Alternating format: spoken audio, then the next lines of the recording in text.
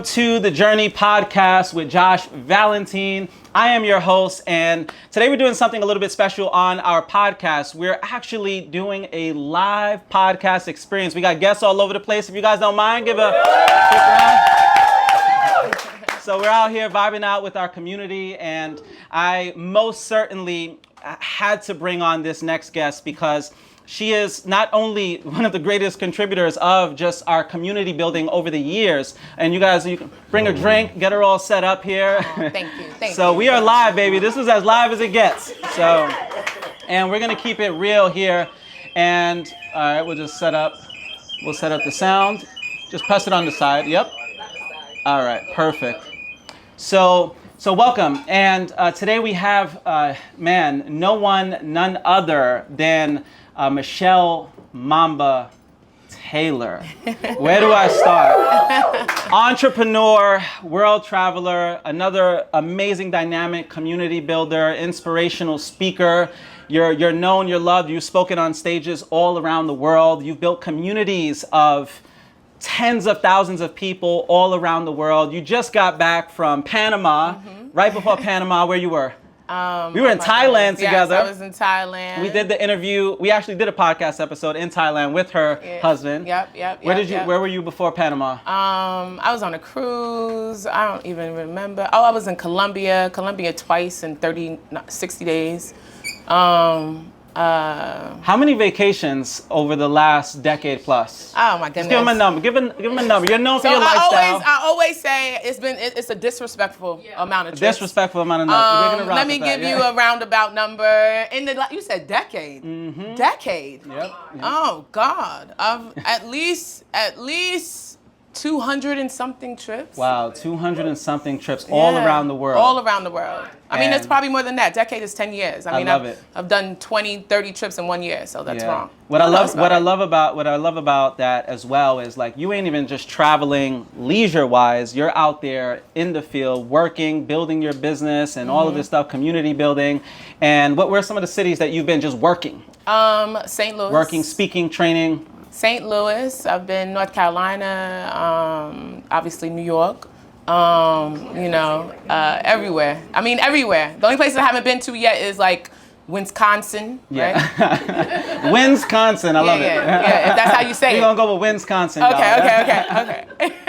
Nah, it's amazing. And how many people would you say you've spoken to around the world? If you had to put your thumb on a number, are you serious? How many people? I've seen you rock some arenas. I rocked the arena when there was 15,000 people in it. So you try to give me that number, I have no clue. No clue. It's a lot. Probably well over 60,000 people, I would assume, around the world that have seen you speak in person. Mm-hmm. So it's incredible. Now, Mamba, you're from New York, right? Shout out to all my any New Yorkers in the house. Hey! We got some New Yorkers representing out here in the Bay.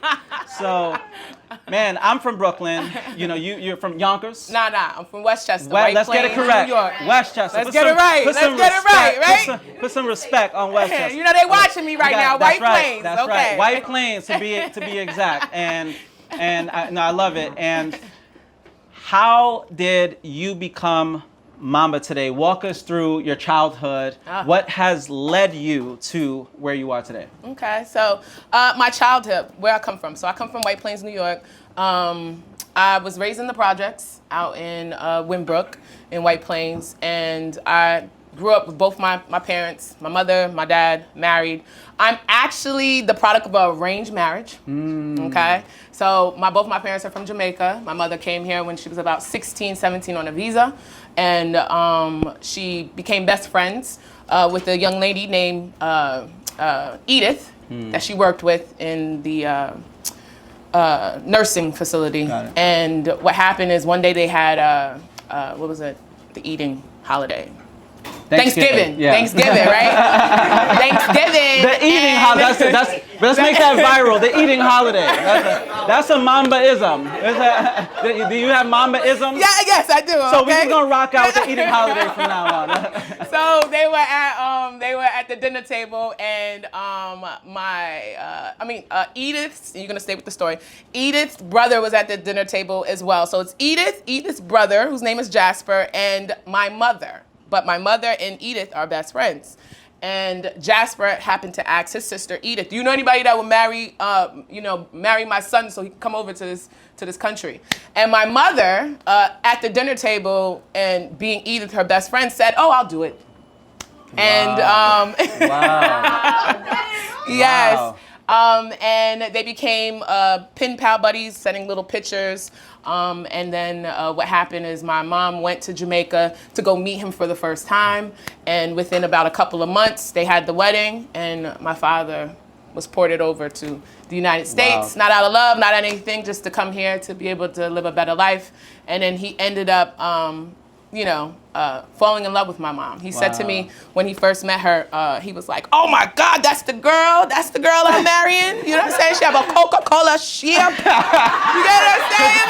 Could you, I just run it back real quick. Could you imagine, like, yeah, I'm gonna put him on, right? Bring him into the Coca-Cola ship. You know what I'm saying? It's like, all right, bro, like, let's slow it down, right? We ain't getting all that right now. So yes, he came to this country, and then the beginning of life. And before, actually, they was having a little bit too much fun because I was conceived in Jamaica, and then got here, had me, and then started a family, had my little brother. I got other siblings and stuff like that from my father's side and from my mom. But just growing up in the projects, my mother was always a big person on. Go to school, get education, never depend on nobody. Nobody means never depend on no man. Right. And that's what I did. I went to school, I got good grades. In the projects, it was a lot of, at that time, it was a lot of drugs and, not too much major like gun crime, but there was a lot of stuff that if I didn't keep myself busy, then I would have been a part of that because there was nothing else to do. So I got into a lot of sports. I did track, I did cross country, and I did basketball.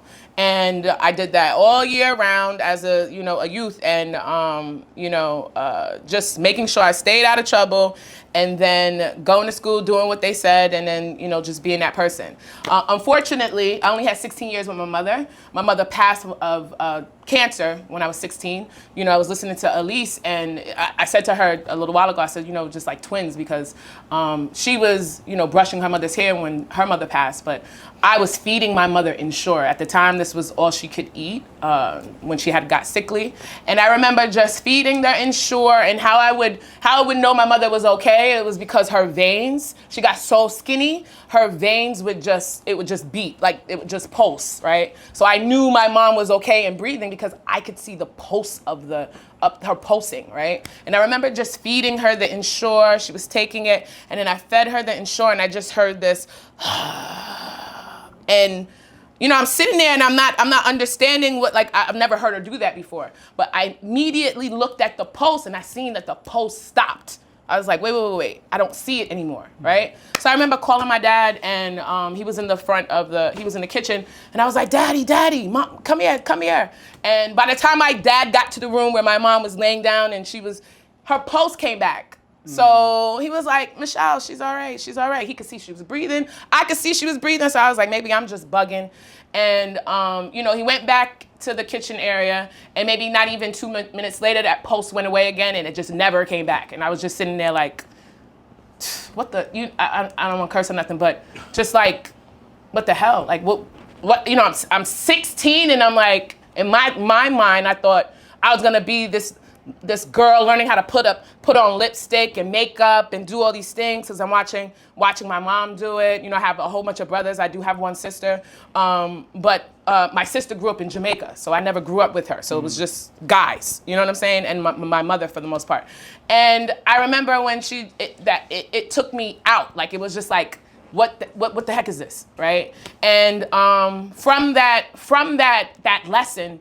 At 16, having like finished school, I went to school the next day. I just had to finish school. I had to do all these things. As the days go by, as the time went by, it just made me realize that, life is short. You don't know if you're gonna be here tomorrow. Yeah. You just gotta live life to the fullest. And I was just that young child, just making sure I did stuff. My mother and my father, back then, now that we're in this society, there's so many like different roles. But I watched my mother and my father. Their roles were, they both went to work. My mother was a nurse. My daddy was an auto body worker.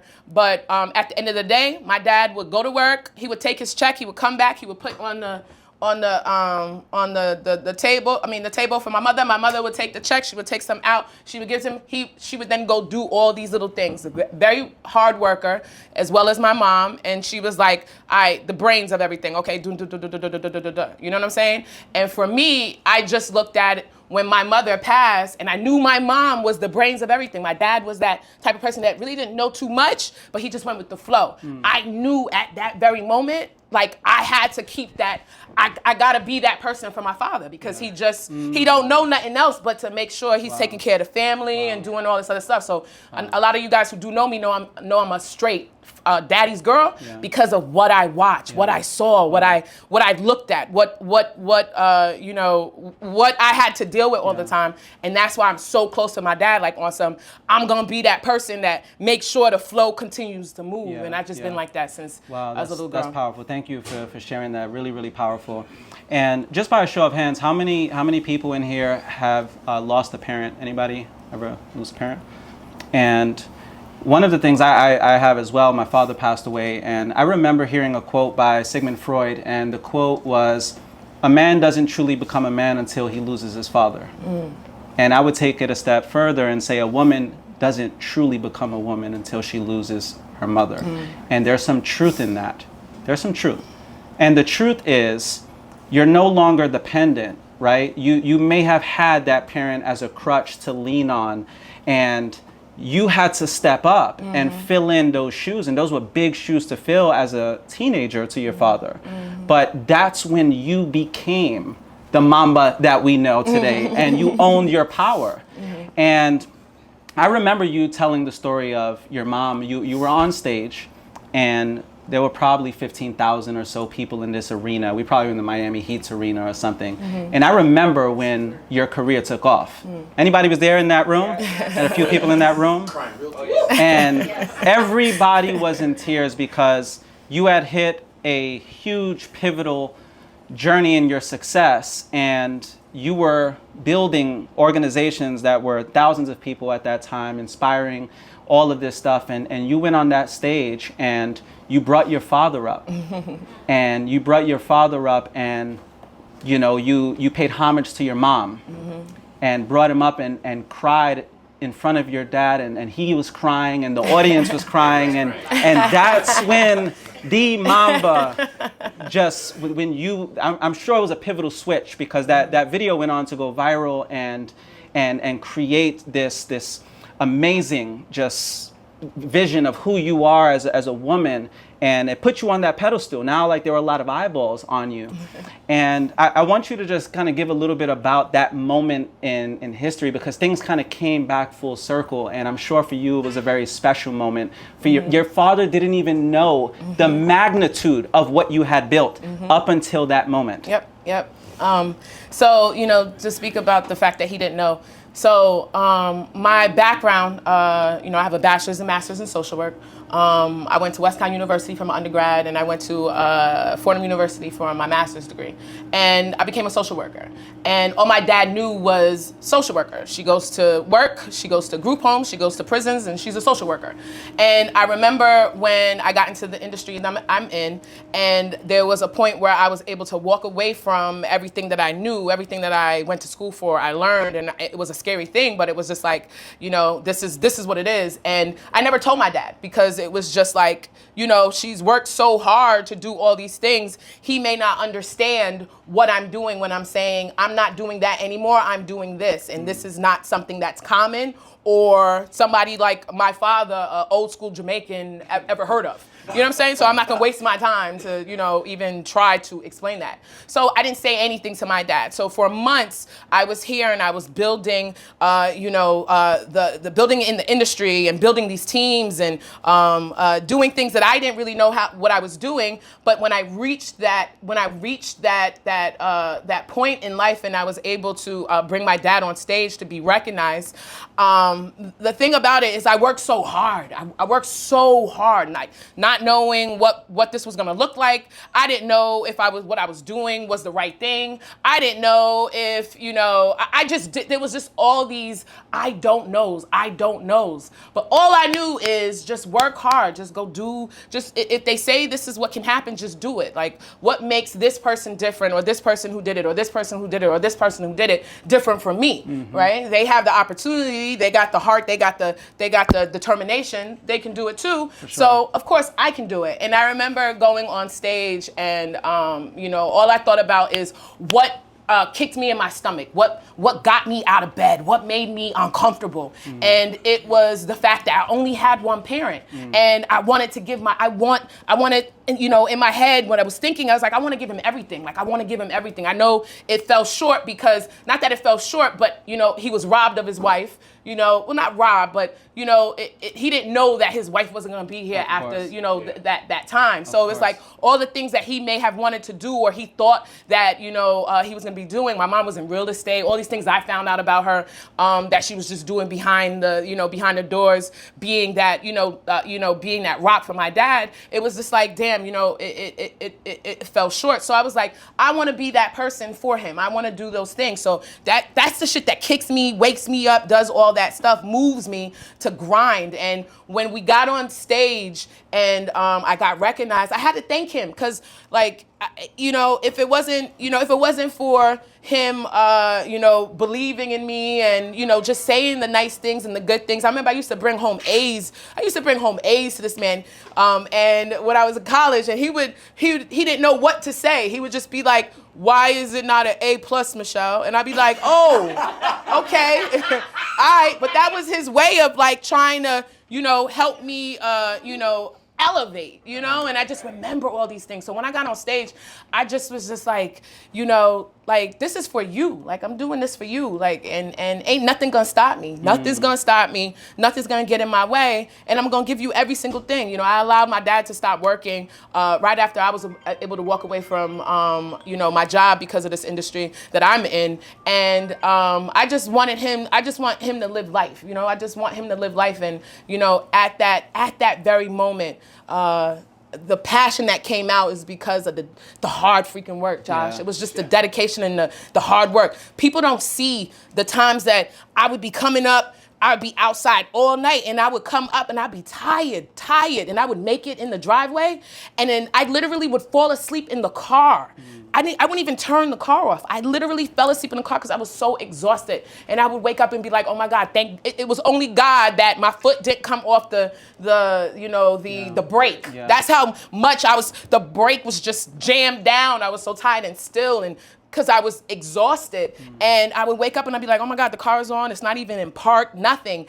And that's how tired I was. And nobody sees the days when I come home and, clothes ain't even done. You know what I'm saying? At this time, I didn't have my husband or anything like that. And it wasn't like this thing. It was just like my clothes were everywhere. I didn't know what I was putting on to the next thing. I didn't have time to wash. I just washed clothes. I washed my body, y'all, but I didn't have time to wash the clothes and stuff like that and all that stuff. And I would come in and I'd be like, damn, you know what I'm saying? So people just didn't see the grind. But you know who did see?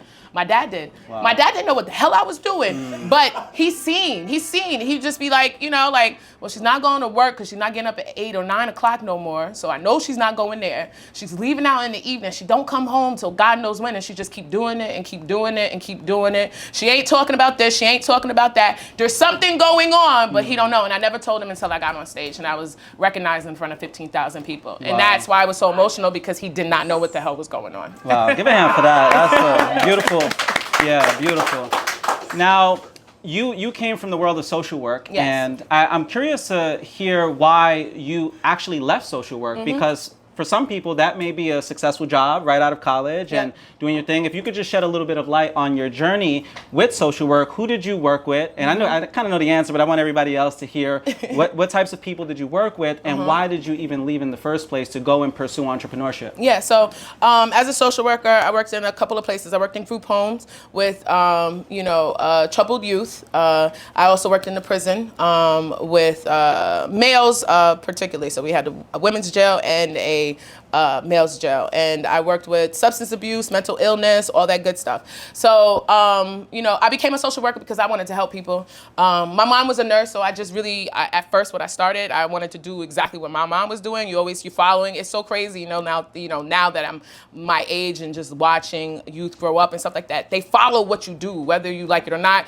It's not because they want to do it. They just see it, so they're like, I wanted to become a nurse. Well, when I decided to do that and started to do that, I was like, oh, these people got to go to school for like this amount of time, this and do that. I was like, nah, I'm good. I'm not doing that. So I was like, I'm just not doing that. I was like, what can I do that, I can help people and I don't got to do all that. You know what I'm saying? And somebody said social work, and I was like, oh, that's what's up. I like that. Help people. The only thing they did not say to me, Josh, is social workers don't make no damn money. You know what I'm saying? So I'm like, how the hell how you telling me something? You know what I'm saying? You introduced this thing to me. It looked good. That's why it looked good. You know what I'm saying? Like the whole helping people, listen to people, talk back to them and all this other stuff. It looks good, but they don't tell you do all that work and you don't get paid like that. You know what I'm saying? But it was too late because I was already in the classes and I was like, yeah, this is what we're doing.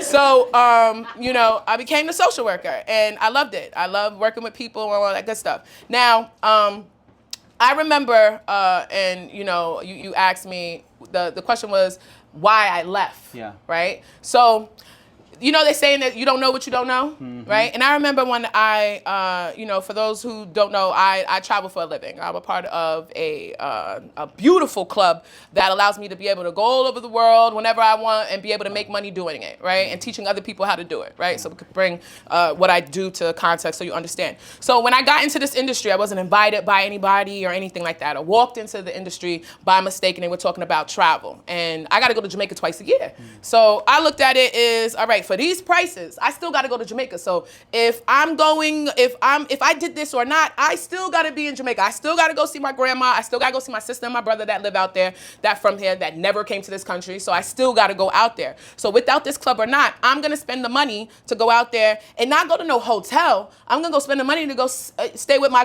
I love my grandma, but I got to stay with my grandma and all of them. I got to stay with everybody in the house. I got to sleep next to my brother in the bed. Like I still got to spend the money to do that, which is still thousands, right? So I looked at it and I'm like, all right, if I could go to Jamaica for $300 for the week and stay at a resort, all inclusive, all I can eat, what I'm going to start doing now is I'm going to go to Jamaica. I'm not going to tell nobody I'm in Jamaica. I'm going to stay there for the week. I'm going to eat the food. I'm going to have fun. It makes sense, right? I'm going to have fun. I'm going to be there for $300. Ain't nobody going to know nothing. And I'm going to show up to my family and then be like, what up? You know what I'm saying? But now I just spent the same amount of money, but being able to do whatever it is, and the luxury and all that good stuff. So when I got in, I said, absolutely, I'm in. Put me in. I don't know what I got to do, but put me in.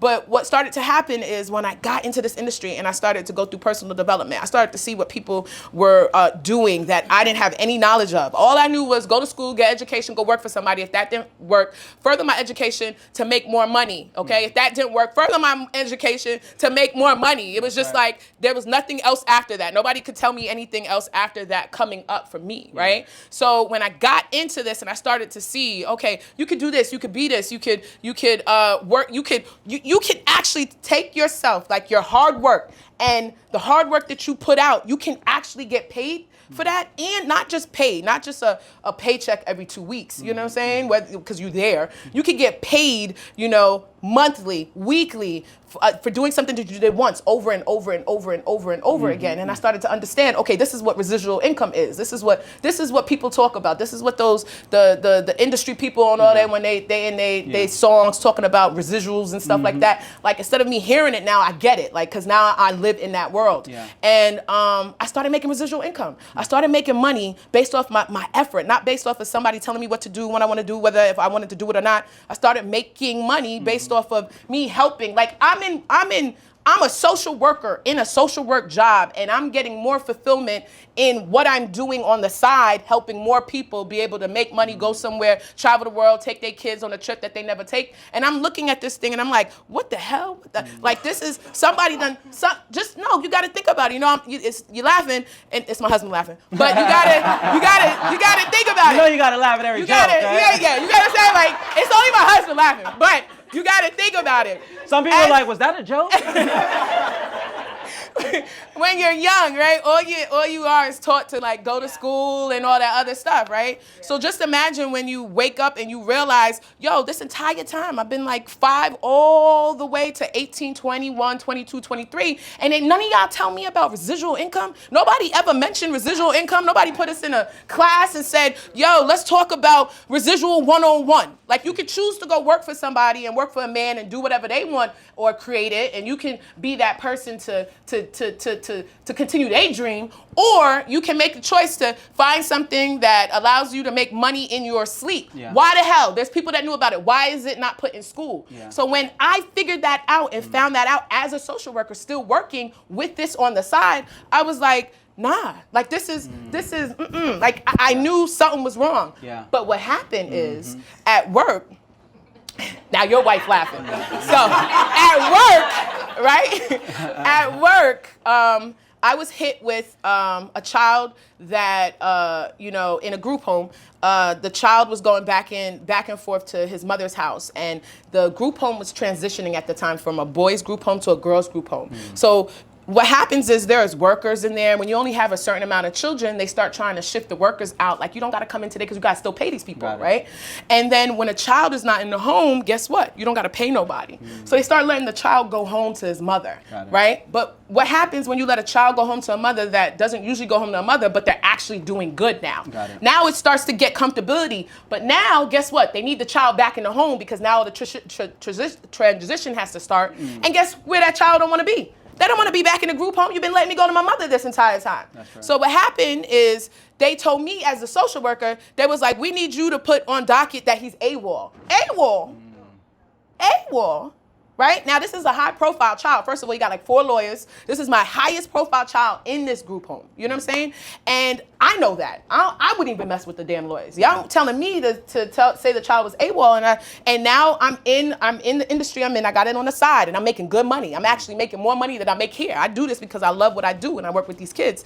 But I'm making more money on the side. You know what I'm saying? So now my mindset is like, you want me to say this child is AWOL? Okay, but he's not, right? And then my boss calls me and says, he has court. Now we have to go to court. I'm the social worker. So as the social worker by law, I have to go in there and testify on the child being AWOL, what is going on, because I'm the social worker. So now I go to court. The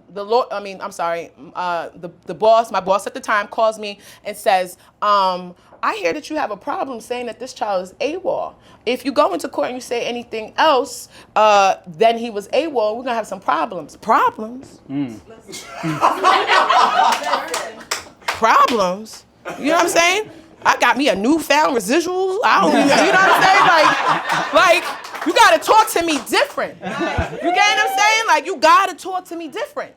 So now I'm sitting there like, all right, let me take out the phone. Yeah. I can continue talking to him. Problems, okay. All right, so what you want me to say? What you want me to do? Okay.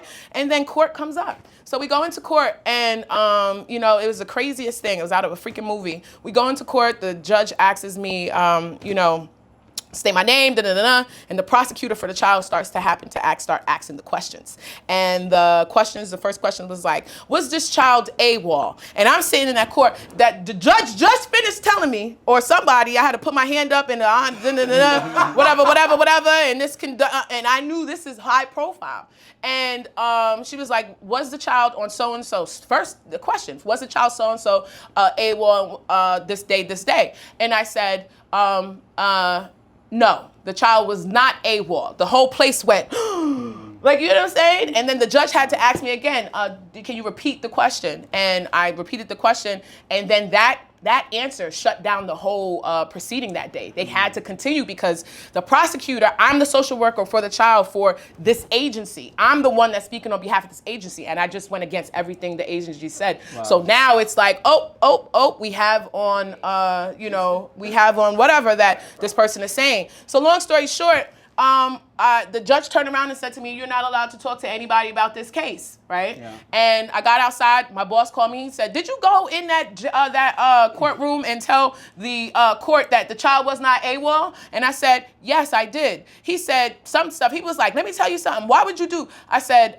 "So and so. The judge told me I am not allowed to talk about this case after I came off that thing." He said, "Meet me in my office on Friday." And I said, "All right, good, cool." See, at this very moment, I knew he was gonna have to fire me.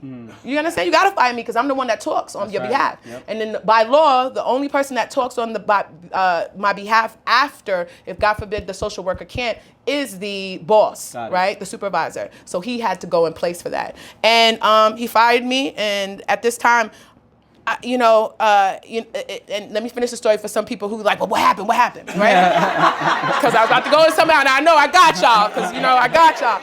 So real quick, let me finish. So I got fired.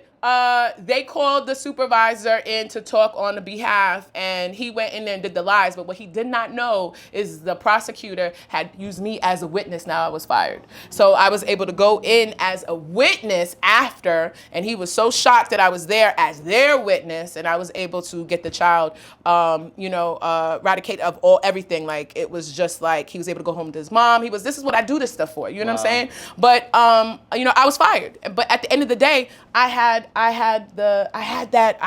the industry, the residuals. I had that bag right there, and I just knew that what if I did not, stumble into this thing 9 months prior. Yeah. 9 months prior. See, only God knew that I was about to be tested. You know what I'm saying? That you was going to either have to, if you didn't have this, you was going to either have to go in there and lie, because you got to put food on your table to eat and all this other stuff. So what happens if you would have went in there and just went with it? You would have went against everything. But because you don't know what you don't know, and you're in this and you're working every 2 weeks to make money and stuff like that, your integrity sometimes is tested because you trying to do things what you need to do. Yeah. But because I had what I had, I was able to make the decision where this boy had worked had him for years. He worked so many years to get to where he was at, to be able to go back home to his mother. And now all of a sudden we're gonna rob him of that because y'all just want some money in this group home. Y'all crazy. Yeah. But I thank God that I was put into it. So the big reason and the real reason why I even just even kept going, right? Because of course I'm making money. I'm making more than I'm at work, but really to do this at a big level is because I said to myself, if I wasn't a part of something like this, I would have never been able to make that decision. What else am I be able to touch or help or do? Because I decided to go all the way. 100%. And all the way meaning I'm committed, I'm all in with this. Yeah. You know what I'm saying? So sure. That's long story short. Give Mama a hand for that. You gotta give credit where credit is due, because honestly, like, what you did was you stood on business, right? And if you don't stand up for something, you'll fall for anything. Yeah. And the fact that you were willing to stand up for what was wrong is just a true testament to your character. So amazing story. Now, a lot of people hear the glory of lifestyle, travel, speaking on stages, all of these different things, but what they don't ever hear about are the lows. Yeah. As we all know, life is cyclical, business is cyclical, and you have those highs, but you also have those lows. Yes. And life starts lifing, and business may take a turn on you. So give us a little bit about your journey when things got very difficult in business and entrepreneurship. You're also a wife, you're a mom, you have you have your family, right? And you're still holding down your dad. After all these years, still haven't gone back to a job. Yep. But I know you've been through some things. Yes, absolutely. Right? We got to put the A in there, some things. Thanks. Them things was stinging, right? Yeah. But you have gone through some difficult storms, and I know this path because obviously as an entrepreneur, I've been through my fair share as well. But give us a little bit about navigating through that and what that has been like for you. Okay, so starting off in my journey too, you guys, this is the journey. When I got into the industry I'm in with the travel business and residual income and all that good stuff, I was a single female. Like, I was I got my girlfriends. I was the type of person, like, when my mom said never depend on nobody, I took that to heart. Like, I was like, what you trying to get me? No, I don't want it. You know what I'm saying? Like it was just like, it was just embedded in me. So it was a big thing with me. It was like I wasn't a big dater or anything like that. I could tell you how many boyfriends I had on one hand in my life. You know what I'm saying? So I was single, and I was moving through this as a single female. So there was freedom. I could do whatever I want. I was making residual income, y'all. Bags was coming in there. I ain't know. You know what I'm saying? Like it was just just a life of like, okay, like all right, what we doing next and all this other good stuff and whatnot. And then during my life, I met my husband. We were friends, and we turned into y'all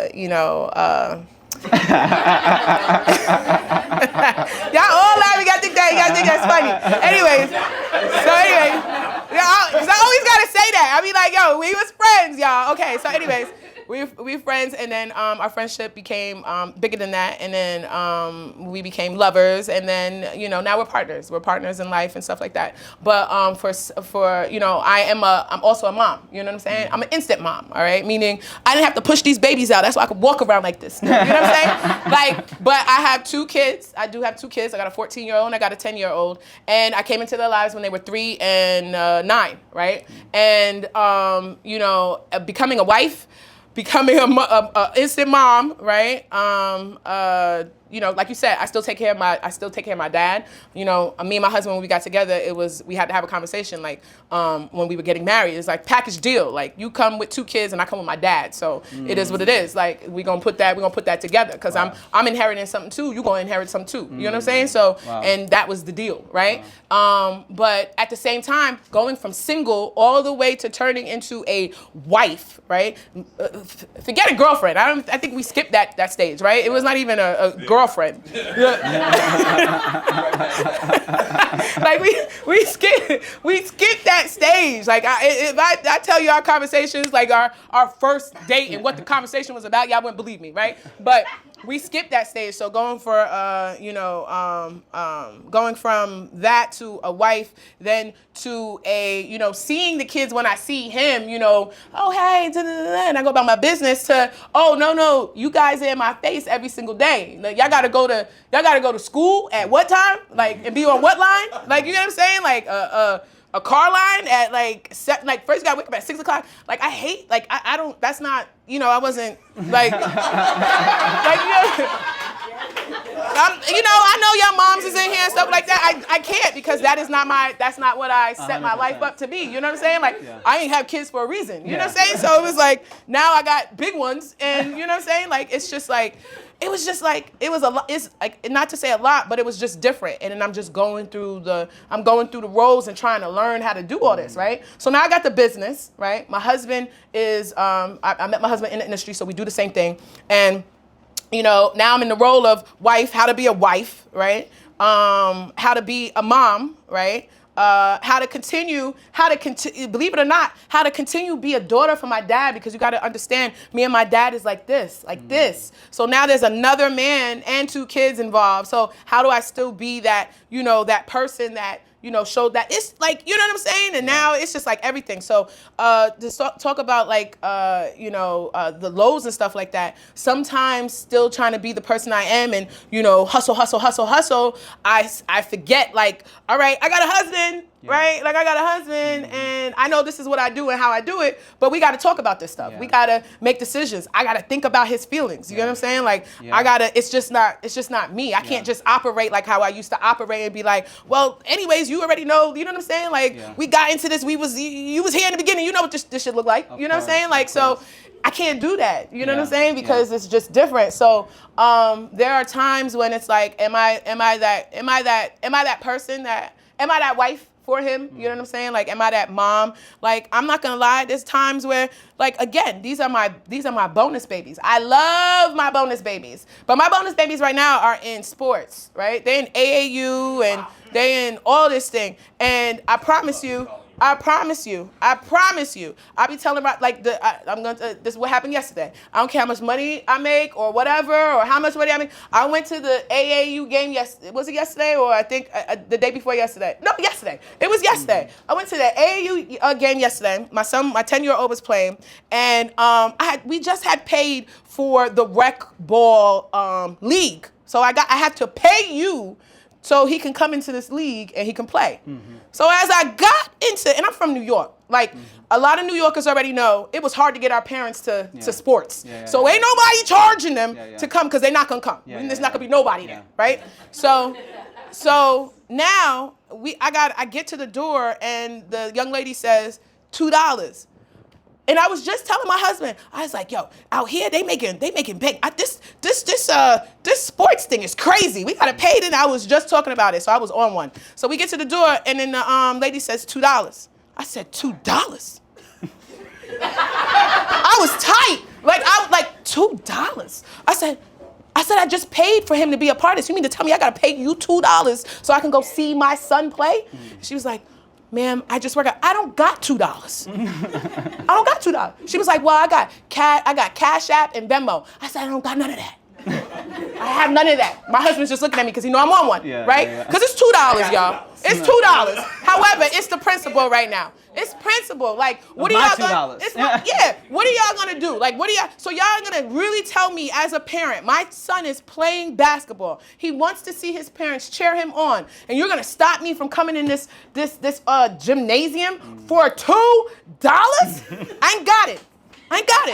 So I walked in there. Me and my husband, we had $4 more in our pocket. You get what I'm saying? Like, it was just what it is. But again, to say that, I was saying, sometimes I don't want to, not that I don't want to go to the game. The only reason why I don't want to go to the game, because they raping me right now. You get what I'm saying? And I be sitting there and I be telling Roscoe, but then I have to bring myself back and be like, yo, Michelle, you a mom. It is. I know it is what it is happening, but sometimes you just got to make you got to make that you're a mom now. You know what I'm saying? See, in my mind, it'd be like, fuck this shit. You know what I'm saying?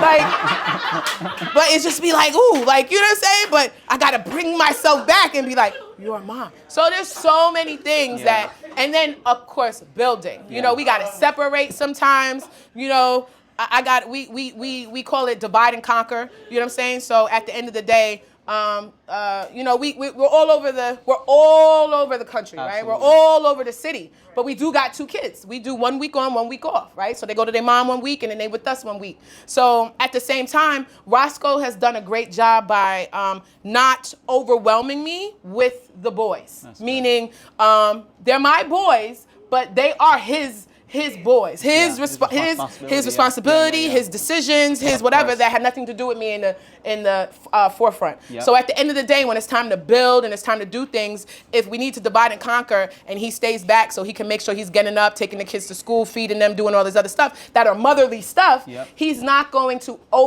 put that on me because you get what I'm saying? I do have to get better at you know, one day taking the role and saying, hey, baby, no, I'll stay back with them and you go. I do. See, you got that. I'm giving you credit. I do. Because I don't do that right now because it's just, I just, you know, I don't know how to yet. You know what I'm saying? So it's just, he's been really good at that. But at the same time, it's just, it's different. It's change.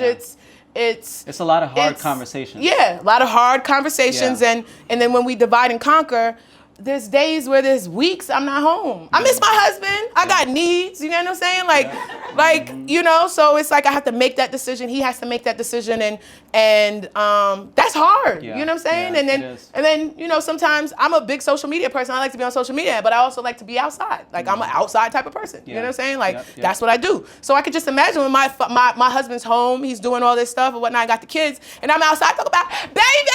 Look at Nelly in the back. You know what I'm saying? Like, it's just like, you know, and of course he's fine with it, but he would want to be with me in that very moment doing that stuff. So there's just things, you know, Josh? Yeah, no, definitely. I appreciate the vulnerability. And yeah, you gotta give a hand for that journey. Shout out to everybody. I know we're gonna be bringing it in for a landing, but shout out to those people who are out there just doing the hard work of even being in a relationship. Because relationships, if there's any word that I can describe a relationship, a long-term one is work. Yes, it's work. And anybody agree? Work. Yes, it's work, and it's a lot of hard conversations. Yeah. A lot of hard conversations. And I can relate to your story because my wife's similar situation. We both were business builders, and it'll be tough just navigating. We end up having 3 kids in 3 years. So you can only imagine, right? 3 kids in 3 years is just a complete lifestyle change. Yes. So, but I think there's a lot of value in what you spoke about, especially being an instant mom, as you referred to it, because there's a lot of women these days that the reality is they're not going to have their own kids that they push out, but they'll come into a situation. So them having some advice on how to navigate through that is a blessing. Now, as we get ready to bring it in for a landing, I've had a few conversations with you just on the side, and you're one of those people that the more someone learns about you and how you really are, there's depth, there's substance. I remember there was a point in time where we were talking, and you probably didn't realize this, and I remember mentioning this to Pam, that when I looked in your eyes, I saw this deepness to you, and I was like, this is a sister that has gone through some things, but she's real, she's authentic. And as I referred on the last episode, authenticity is the highest expression of self-love. And I love the fact that you're just genuinely you. The Mamba. The Mamba. What I found that was interesting about you, number one, you rode motorcycles. I'm talking about street bikes, y'all. Like out there, 120 miles per hour, getting it on the expressway. That was Mamba. No guy in front of her, just Mamba. So when I heard that, I'm like, oh yeah, she's cut from a different cloth. She gave me the DMX vibes, right? Just like Rough Riders. The second thing is that you actually own a snake. Yes, I do. She is a snake owner, y'all. I've never met a black woman who was a snake owner. Just to keep it real. Any of y'all know any young black sisters who are snake owners? And yeah, so you really about this life. Funny. She's really about this Mamba life. Now, give us a little bit, as we bring it in for a landing, navigating through the dark, getting to this bag, hustling, doing what you got to do for your family, all of that. This Mamba, I know Kobe has the Mamba mentality. And if you've never read the book, I would definitely recommend it. But the Mamba mentality, I'm sure you know of it. It's about going to the dark side. It's about tapping into a different version of you, which is also you. But typically it's the you that you want to suppress. It's the you that you really don't want to bring to the forefront. In psychology, it's referred to as the shadow. It's that dark part of you, because we all are capable of darkness, but some people channel it for good and some people channel it for bad. In your case, you was able to channel that dark side of you in a very constructive way and create this persona of the Mamba, right? Or Mamba. Give us a little bit, because I know there's a story on how this name even came to be, but if you could share a little bit about how you became Mamba, and who is this? Who is this archetype? Who is this version of you, and what makes her different than Michelle? Got you. So how I got the name Black Mamba is years ago. Well, in the industry, I'm good at what I do. Meaning, as far as very passionate, authentic. But we're talking about travel and making money. I mean, it's a $1 trillion industry. A lot of people just, if it's real, they're gonna do it, right? They want to do it, right? They just want to know it's real. And I was really good at sharing how real what we do. Me and my husband in our industry, what we do, right? And a friend of mine said that we had these nicknames in our group. We had these nicknames. Everybody had nicknames and stuff like that. But my nickname was the Black Mamba, because they said when the Black Mamba snake bites you, you die, right? But they said when this Black Mamba bites you, you make money. So that's how my name came. I love it. So so that's how the name came, and then just becoming into the person and becoming into Black Mamba, and you talk about like the dark side, like that dark side. I don't know any other way but to be me.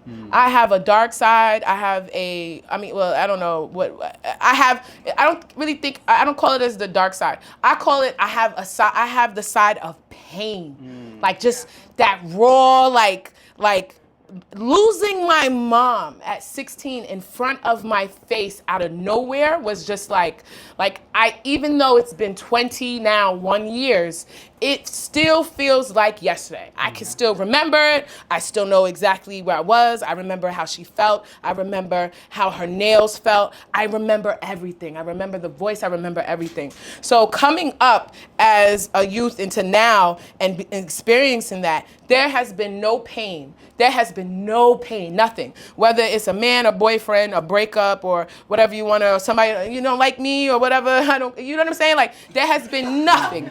There has been nothing. You know what I'm saying? Like, nothing.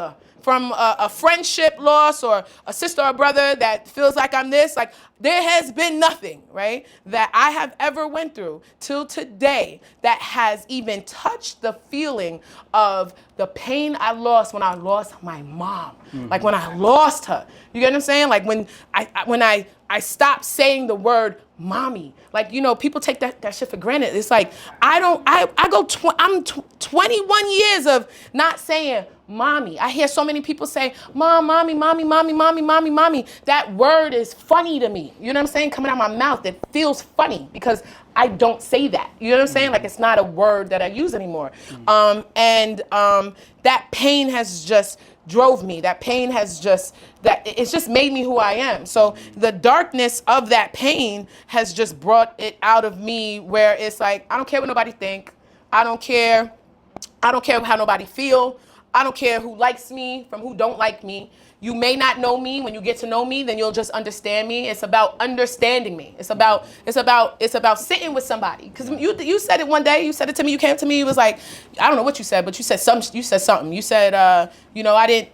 No disrespect. I remember you saying that shit to me. You was like, no disrespect, you know, like I didn't know, because you ain't never sit with me. You ain't never talked to me. We ain't never, you know, politic like we doing right now. You get what I'm saying? So it's like, you gotta get to know people, because what looks like, you know, people, I see people sometimes, I got it the other day, they be like, oh, you know, they think you like a bitch or some shit like that. You know, anybody that's been around me already know. Like, I'm late for the party. Like, I just am around, I want to be around growth. I don't want to be around nobody that's bitching or talking about, we got all that stuff at home that we got to do, like scarcity, all that. I want to be around elevation. I want to be around happiness.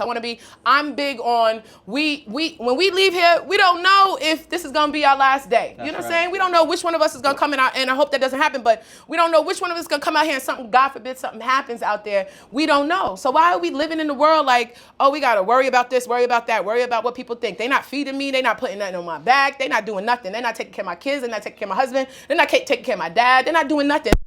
Anything make me feel some type of way. So why am I worried about that? I don't care. You got to get to know me. Absolutely. So my darkness and my pain, like I said, my pain has just made me the person I am, and I am so unapologetic about it. Like, I'm just unapologetic about it. You know, like, absolutely. I have to be. I'm a black female, and you know, like where I'm at and where I'm going, because it's most importantly where the hell I'm going. Right? There's not a lot of people that look like me doing any of this. You know what I'm saying? So I'm the messenger. Like, I feel like if you don't know what I do, you don't know my industry, you don't know I'm the messenger. My job is to teach you, because we walking around here and we don't know that shit like this exists. You get what I'm saying? And how many years and how many days and days and days and days you're going to go through and not knowing shit. You know what I'm saying? It's about knowing stuff, because all you're going to do is you're going to take your youth, you're going to take your babies, and they're going to grow up doing the same shit you do. Like, because you ain't instill all that stuff in them that you learn, and I'm just seeking the knowledge, but I'm also the messenger. 100%. You know what I'm saying? Absolutely. So I gotta be this. I don't know any other way to be. You know what I'm saying? I don't want to be fake. I don't want to be,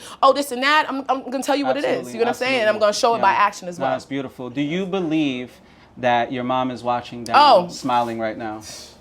I believe my mom is watching. She is with me all the time, because there's been incidents and things that it's just like, I know God, and I was like, my mom, right? And you know, it's so funny because I only got to know her for 16 years, but I got family members and I got you know, people who knew my mom. They always tell me, they're like, Michelle, you're shaped just like your mother. You look just like and believe it or not, you are just like you are your mother's child. She was crazy. I mean, and you know, and I have to say, yeah, like, even though I didn't really know her too well, I mean, not too well, I didn't know her too long. She got to be crazy to be sitting at a kitchen, a dinner table eating food and talking about, oh, I'll marry your son. What the, you know what I'm saying? Like, thank God, because he's my dad and I love that man. But it's just like you gotta have some batshit crazy in you to be doing shit like that. You know what I'm saying? So Absolutely. like it makes me feel like it gives me the validation of how I am and who I am and stuff like that, because I am my mom's child. My mom's only daughter. Absolutely. You get what I'm saying? And I lived through her. This right here is just an amplified version of my mother. You get what I'm saying? Yeah. With nothing held back, because there was nothing. My mom is not the one that told me, "Oh, Michelle, don't hold back." And then I didn't have too much time with her. Yeah. You know what I'm saying? So for her, so what would she have been like? What would she have told me? What she would have been, never do this, Michelle. She always told me never depend on. I got that one thing from her. I didn't get too much, but I got that one thing for her. Never depend on nobody. So if she telling me never depend, which to me was never depend on no man, even though she didn't say, she said never depend on nobody, but never depend on no man, she could have gave me more jewels. Like, you know what I'm saying? Like, you know what I'm saying? But I don't know. So it's just like, I'm just literally DNA. And however I am is, I look at it as I'm just amplifying my mother. You know what I'm saying? So What's your mom's name? Her name is Roselda. Roselda. Yes, Rose for Thank short. you, Roselda. Thank you, Rose. Absolutely. She gave the world a true gift. She really gave the world a beautiful gift that has blessed so many people, and for things to come back full circle, and because she lived, thousands and thousands around the world can be truly blessed by you. So, ladies and gentlemen, the one and only Michelle Mamba Taylor! Thank you so much. Where can they find you? Where can the audience find you? You guys can find me on Instagram. Okay, so my Instagram is MABlack15, so MyBlack15. You can find me on Facebook. My Facebook is Mamba Grant Taylor. Okay, and Absolutely. that's where you can find me. Make sure y'all hit her up. Get her to speak at your next event, because she is a powerhouse. Thank you so much, Mama. Thank you. Appreciate you. Awesome.